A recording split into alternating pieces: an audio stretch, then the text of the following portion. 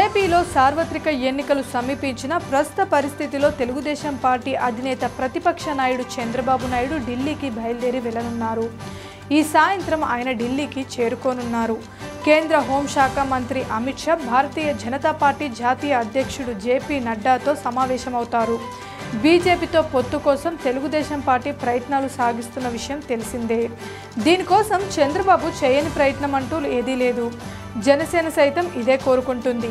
అన్ని పార్టీలతో కలిసి ఉమ్మడిగా వైఎస్ఆర్సీపీని ఎదుర్కోవాలని భావిస్తుంది. బీజేపీ రాష్ట్ర శాఖ అధ్యక్షురాలు పురంధేశ్వరి కూడా టీడీపీ జనసేనతో కలిసి ఎన్నికలకు వెళ్లడానికి సిద్ధంగా ఉన్నారు. ఈ పరిణామాల మధ్య చంద్రబాబు బుధవారం ఢిల్లీ పర్యటనకు బయలుదేరి వెళ్లనున్నారు. గురువారం ఉదయం కేంద్ర హోంశాఖ మంత్రి అమిత్ షా బీజేపీ జాతీయ అధ్యక్షుడు జేపీ నడ్డాతో వేరువేరుగా సమావేశమవుతారు. పొత్తు అంశాలపై చర్చిస్తారు. సీట్ల పంపకాల గురించి మాట్లాడతారు. చంద్రబాబు ఢిల్లీ పర్యటనపై తాజాగా మంత్రి రోజా స్పందించారు.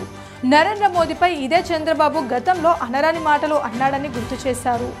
ప్రధాని హోదాలో మోదీ ఏపీ పర్యటనకు వచ్చినప్పుడు నల్ల జెండాలను ఎగరవేశారని, గో బ్యాక్ మోదీ అనే బోర్డులను పెట్టారని అన్నారు. ఈ అవమానాలను మోదీ మర్చిపోయి ఉండరని అన్నారు. అమిత్ షా తిరుపతి పర్యటనకు వచ్చినప్పుడు ఆయన కారు మీద రాళ్లను వేయించిన చరిత్ర చంద్రబాబుకు ఉందని పేర్కొన్నారు.